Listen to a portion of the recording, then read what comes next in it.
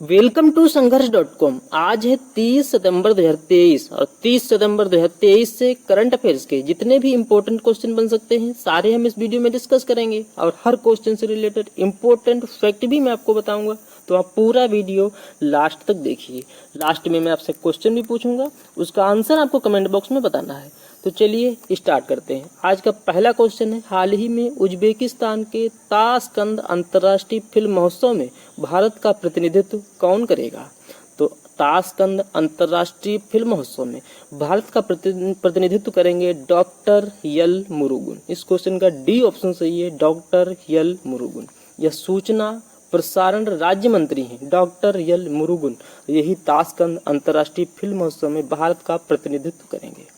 Tashkent में ये Tashkent अंतर्राष्ट्रीय फिल्म महोत्सव इसकी शुरुआत कब हुई थी? तो इसकी शुरुआत हुई थी 1968 में और इसे pearl of the silk road के नाम से भी जाना जाता है।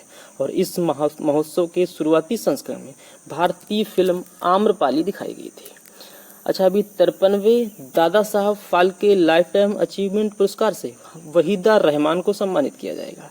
ये 53वां पुरस्कार होगा। और 52वां Dada Saheb Phalke life time achievement पुरस्कार किसे दिया गया है? तो 52वां दिया गया है आशा पारेख को।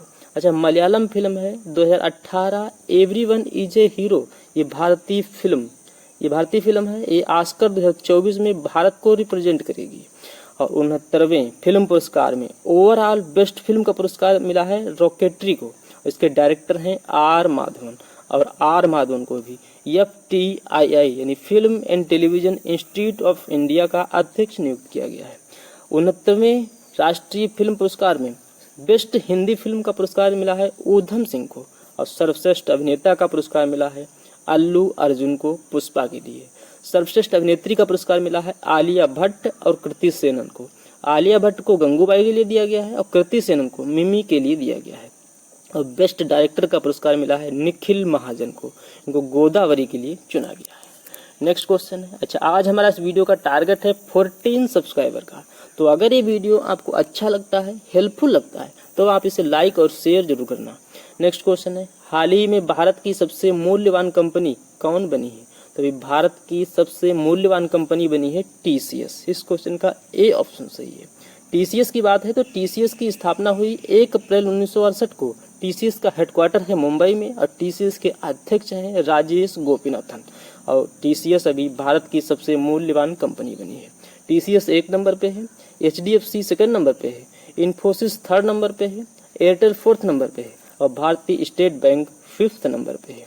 और 2 सबसे तेज उभरने वाले ब्रांड बने हैं। ऑटोमेटिक कैटेगरी में 2 सबसे तेजी से उभरने वाले ब्रांड बने हैं TVS और महिंद्रा। इनमें TVS ने सबसे ज्यादा 59% की वृद्धि के साथ 24 स्थान की छलांग लगाई है। इस क्वेश्चन का ए ऑप्शन सही है। नेक्स्ट क्वेश्चन है, हाल ही में किस देश ने अपनी पहली घरेलू निर्मित पनडुब्बी हाइकुन का अनावरण किया है? तो अभी अपनी पहली घरेलू निर्मित पनडुब्बी हाइकुन का अनावरण किया है ताइवान ने। इस क्वेश्चन का सी ऑप्शन सही है, ताइवान। अब बात ताइवान की है तो ताइवान की कैपिटल है ताइपे सिटी। ताइवान की मुद्रा है न्यू ताइवानी डॉलर और ताइवान के राष्ट्रपति हैं साई इंग वेन। अभी भारत ने 12 सुखोई Su-30 MKI विमान खरीदने का निर्णय लिया है। स्पेन में आयोजित एक समारोह में भारतीय वायुसेना को पहला C-295 विमान मिला है। और भारतीय वायुसेना को हिंदुस्तान एरोनॉटिक्स लिमिटेड द्वारा निर्मित पहला डोर्नियर DO-228 विमान मिला है। और 13वां हिंद प्रसाद सेना प्रमुख सम्मेलन नई दिल्ली में आयोजित किया गया। पूर्वोत्तर आउटरीच कार्यक्रम के लिए मारुति सुजुकी ने भारतीय नौसेना के साथ समझौता किया है। नौसेना की बात है तो नौसेना दिवस कब मनाया जाता है? नौसेना दिवस मनाया जाता है 4 दिसंबर को। नौसेना दिवस 4 दिसंबर को मनाया जाता है और वायुसेना दिवस मनाया जाता है 8 अक्टूबर को। नौसेना दिवस 4 दिसंबर को मनाया जाएगा। नौसेना दिवस का आयोजन कहाँ होगा? तो नौसेना दिवस का आयोजन होगा महाराष्ट्र के कोंकण तट पर स्थित सिंधुदुर्ग किले में। और भारत में निर्मित युद्धपोत महेंद्रगिरी को मुंबई से लॉन्च किया गया है। नेक्स्ट क्वेश्चन है, हाल ही में किस राज्य के मंसूरी में देश के पहले जॉर्ज एवरेस्ट कार्टोग्राफी संग्रहालय का उद्घाटन किया गया है? तो अभी उत्तराखंड में है मंसूरी और यहाँ देश के पहले जॉर्ज एवरेस्ट कार्टोग्राफी संग्रहालय का उद्घाटन किया गया है। इस क्वेश्चन का बी ऑप्शन सही है। इसका उद्घाटन उत्तराखंड के पर्यटन संस्कृति मंत्री हैं सतपाल महाराज। इन्होंने उत्तराखंड में देश के पहले जॉर्ज एवरेस्ट कार्टोग्राफी संग्रहालय का उद्घाटन किया है। अब बात उत्तराखंड की है तो उत्तराखंड की 2 कैपिटल है, देहरादून और गैरसैंण। उत्तराखंड के चीफ मिनिस्टर कौन है? उत्तराखंड के चीफ मिनिस्टर हैं पुष्कर सिंह धामी और उत्तराखंड के राज्यपाल हैं गुरमीत सिंह। अच्छा, बेंगलुरु में देश का पहला भूमिगत बिजली ट्रांसफार्मर स्थापित किया गया है। हाल ही में चेन्नई में भारत की पहली पुलिस ड्रोन यूनिट लॉन्च की गई है। अब भारत का पहला कंस्ट्रक्शन इनोवेशन हब केरल में स्थापित किया जाएगा। भारत का पहला अंतर्राष्ट्रीय मल्टी मॉडल लॉजिस्टिक पार्क ये जोगी घोप असम में स्थापित किया गया है। और हाल ही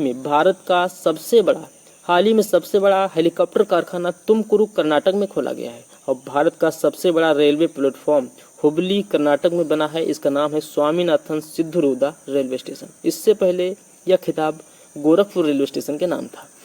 भारत का पहला वैदिक थीम वाला पार्क बना है नोएडा और ये उत्तर प्रदेश में है। भारत का पहला एक्वा पार्क और पूर्वोत्तर का पहला मछली संग्रहालय अरुणाचल प्रदेश में स्थापित किया गया है, अरुणाचल प्रदेश के सुबनसिरी जिले में। नेक्स्ट क्वेश्चन है, हाल ही में 2024 में अपना रक्षा खर्च किस देश ने 2024 में अपना रक्षा खर्च 70% तक बढ़ाने की घोषणा की है? तभी रूस ने 2024 में अपना रक्षा खर्च 70% तक बढ़ाने की घोषणा की है। इस क्वेश्चन का सी ऑप्शन सही है, रूस। अब बात रूस की है तो रूस की कैपिटल है मॉस्को। रूस की मुद्रा है रशियन रूबल और रूस के प्रेसिडेंट हैं व्लादिमीर पुतिन। और रूस के प्राइम मिनिस्टर कौन है? रूस के प्राइम मिनिस्टर हैं मिखाइल मित्सुतिन। अच्छा, अभी रूस के व्लादिवोस्टोक में ईस्टर्न इकोनॉमिक का आयोजन किया गया। इसमें भारत का प्रतिनिधित्व किया है सर्वानंद सोनोवाल ने। और रूस ने इस्लामिक बैंकिंग की शुरुआत की है। रूस का मिनिन विश्वविद्यालय भारत में चौधरी चरण सिंह विश्वविद्यालय में अपना अध्ययन केंद्र स्थापित करेगा। और रूस का लूना 25 मिशन इस चंद्रमा से टकराकर विफल हो गया है। रूस की अदालत ने गूगल पर 30 लाख रूबल का जुर्माना लगाया है। और हाल ही में रूस ने लिंग परिवर्तन और ट्रांसजेंडर विवाह पर प्रतिबंध लगा दिया है। और हाल ही में सिप्री की ईयर बुक 2023 के अनुसार दुनिया में सर्वाधिक परमाणु वाला देश रूस बना है। इतना आप रूस से याद रखिए। नेक्स्ट क्वेश्चन है, हाल ही में भारतीय भाषाओं की गौरव गाथा का 75 दिवसीय आयोजन भाषा उत्सव कहाँ शुरू हुआ है? तो ये शुरू हुआ है उत्तर प्रदेश की राजधानी लखनऊ में। इस क्वेश्चन का सी ऑप्शन सही है। भारतीय भाषाओं की गौरव गाथा का 75 दिवसीय आयोजन भाषा उत्सव लखनऊ में शुरू हुआ है। यह 11 दिसंबर तक चलेगा और यह प्रख्यात तमिल कवि सुब्रमण्यम भारती की जयंती यानी 11 दिसंबर को संपन्न होगा। इस क्वेश्चन का सी ऑप्शन सही है, लखनऊ। नेक्स्ट क्वेश्चन है, हाल ही में एचपी ने भारत में क्रोमबुक के निर्माण के लिए किसके साथ साझेदारी की है? तो अभी एचपी ने भारत में क्रोमबुक के निर्माण के लिए गूगल के साथ साझेदारी की है। इस क्वेश्चन का ए ऑप्शन सही है, गूगल। क्रोमबुक डिवाइस चेन्नई के पास स्थित फ्लेक्स फैसिलिटी में बनाए जाएंगे और यहाँ एचपी अगस्त 2020 से लैपटॉप और डेस्कटॉप का निर्माण कर रही है। एचपी क्रोमबुक का उत्पादन 2 अक्टूबर 2023 से शुरू करेगी। इस क्वेश्चन का ए ऑप्शन सही है, गूगल। अब गूगल की बात है तो गूगल के बारे में मैंने आपको कल ही बताया था। गूगल ने भी भूकंप चेतावनी प्रणाली शुरू करने की घोषणा की है। गूगल की स्थापना हुई 27 सितंबर ऑफ 1998 को। गूगल का हेडक्वार्टर है कैलिफोर्निया में और गूगल के सीईओ हैं सुंदर पिचाई। और सुंदर पिचाई ये भारतीय मूल के हैं। नेक्स्ट क्वेश्चन है, हाल ही में लैटिन अमेरिकी संस्कृति महोत्सव का 4था संस्करण कहाँ शुरू हुआ है? तो भी लैटिन अमेरिका संस्कृति महोत्सव का 4था संस्करण शुरू हुआ है नई दिल्ली में। इस क्वेश्चन का ए ऑप्शन सही है, नई दिल्ली। इसका आयोजन भारतीय सांस्कृतिक संबंध परिषद ने शुरू किया है और 2 दिन के इस उत्सव में 3 देश कोलंबिया, इक्वाडोर और चिली के 34 कलाकार भाग ले रहे हैं। और इस समारोह का लक्ष्य लैटिन अमेरिका की समृद्ध धरोहर को उजागर करने के लिए किया जा रहा है। इस क्वेश्चन का ए ऑप्शन सही है, नई दिल्ली। नेक्स्ट क्वेश्चन है, हाल ही में आरबीआई ने किस बैंक पर अपनी गाइडलाइन फॉलो न करने की वजह से जुर्माना लगाया है? तो अभी आरबीआई ने अपनी गाइडलाइन फॉलो न करने की वजह से Saraswat cooperative bank, basin Catholic cooperative bank और राजकोट नागरिक सहकारी बैंक तीनों बैंकों पर जुर्माना लगाया है, यानी इस क्वेश्चन का डी ऑप्शन सही है, उपर्युक्त सभी। इसमें सारस्वत कोऑपरेटिव बैंक लिमिटेड पर 23 लाख रुपए का जुर्माना लगाया है। Basin Catholic cooperative bank limited पर 25 लाख रुपए का जुर्माना लगाया है और राजकोट नागरिक सहकारी बैंक लिमिटेड पर 13 लाख रुपए का जुर्माना लगाया है। इस क्वेश्चन का डी ऑप्शन सही है, उपर्युक्त सभी। अब बात आरबीआई की है, तो आरबीआई का गठन कब हुआ? आरबीआई का गठन हुआ 1 अप्रैल 1935 को। आरबीआई एक्ट 1934 के तहत हिल्टन यंग कमीशन की सिफारिश पर आरबीआई का गठन हुआ 1 अप्रैल 1935 को। और हिल्टन यंग कमीशन, इसे रॉयल कमीशन के भी नाम से जानते हैं। और आरबीआई का हेडक्वार्टर है मुंबई में। अच्छा, आरबीआई के गठन के समय आरबीआई का हेडक्वार्टर कहाँ था? तो आरबीआई के गठन के समय आरबीआई का हेडक्वार्टर था कोलकाता में। आरबीआई के गवर्नर हैं शक्तिकांत दास, ये 25वें नंबर के गवर्नर हैं। आरबीआई के पहले गवर्नर हैं ओसबोर्न स्मिथ और आरबीआई के पहले भारतीय गवर्नर हैं सीडी देशमुख। अच्छा, सीडी देशमुख के नाम पर Mumbai Churchgate railway station का नाम रखा गया है। ये जो नाम परिवर्तित हुए हैं, इससे क्वेश्चन बहुत पूछे जाते हैं। तो भारतीय रिजर्व बैंक के पहले भारतीय गवर्नर हैं सीडी देशमुख और इनके नाम पर Mumbai Churchgate railway station का नाम रखा गया है। अफगानिस्तान की मुद्रा सितंबर तिमाही में सबसे बेहतर प्रदर्शन करने वाली मुद्रा बनी है। अफगानिस्तान की मुद्रा का नाम है अफगानी। आरबीआई के डिप्टी गवर्नर हैं यम राजेश्वर राव, इनको भी 1 साल के लिए कार्य विस्तार दिया गया है। अच्छा, अभी एक और व्यक्ति को एक कार्य विस्तार दिया गया है। प्रधानमंत्री नरेंद्र मोदी के सलाहकार हैं अमित खरे, इनको भी अभी सेवा विस्तार दिया गया है। तो ये 2 इम्पोर्टेंट लोगों को सेवा विस्तार दिया गया है। आरबीआई के डिप्टी गवर्नर हैं यम रामेश्वर राव, इन्हें 1 वर्ष के लिए सेवा विस्तार दिया गया है। और प्रधानमंत्री मोदी के सलाहकार हैं अमित खरे, इनको भी अभी सेवा विस्तार दिया गया है। आरबीआई ने लावारिस वस्तुओं की जमाओं को ट्रैक करने के लिए उद्गम पोर्टल लॉन्च किया है। और आरबीआई के गवर्नर शक्तिकांत दास को हाल ही में जारी वैश्विक वित्त केंद्रीय बैंक रिपोर्ट कार्ड 2023 में A+ श्रेणी में रखा गया है। और आरबीआई ने पूर्वोत्तर में अपना क्षेत्रीय कार्यालय खोला है नागालैंड में। और ये क्वेश्चन बहुत पूछा जाता है, आरबीआई का राष्ट्रीयकरण कब हुआ? तो आरबीआई का राष्ट्रीयकरण हुआ है 1 जनवरी 1949 को आरबीआई का राष्ट्रीयकरण हुआ था। इतना आप आरबीआई से याद रखिए। नेक्स्ट क्वेश्चन है, हाल ही में टाटा एडवांस सिस्टम के अध्यक्ष के रूप में किसे चुना गया है? तो भी टाटा एडवांस सिस्टम के अध्यक्ष के रूप में विजय सिंह के स्थान पर बनमाली अग्रवाल को चुना गया है। इस क्वेश्चन का बी ऑप्शन सही है, बनमाली अग्रवाल। ये टाटा एडवांस सिस्टम, ये प्रतिष्ठित टाटा सन्स की एरोस्पेस और रक्षा समाधान इकाई है, टाटा एडवांस सिस्टम। और इसके भी अध्यक्ष के रूप में बनमाली अग्रवाल को चुना गया है। अच्छा, ये जो बी नंबर पे नाम लिखा हुआ है भार्गव दास गुप्ता को एडीबी के उपाध्यक्ष के रूप में नियुक्त किया गया है। अभिनेता सुरेश गोपी, इनको भी सत्यजीत रे फिल्म टेलीविजन संस्थान के अध्यक्ष और गवर्निंग काउंसिल के अध्यक्ष के रूप में नामित किया गया है। तो ये तीनों नाम आपके लिए बहुत इंपॉर्टेंट है। नेक्स्ट क्वेश्चन है, हाल ही में वैज्ञानिकों ने 8वें महाद्वीप की खोज की है, इसे क्या नाम दिया गया है?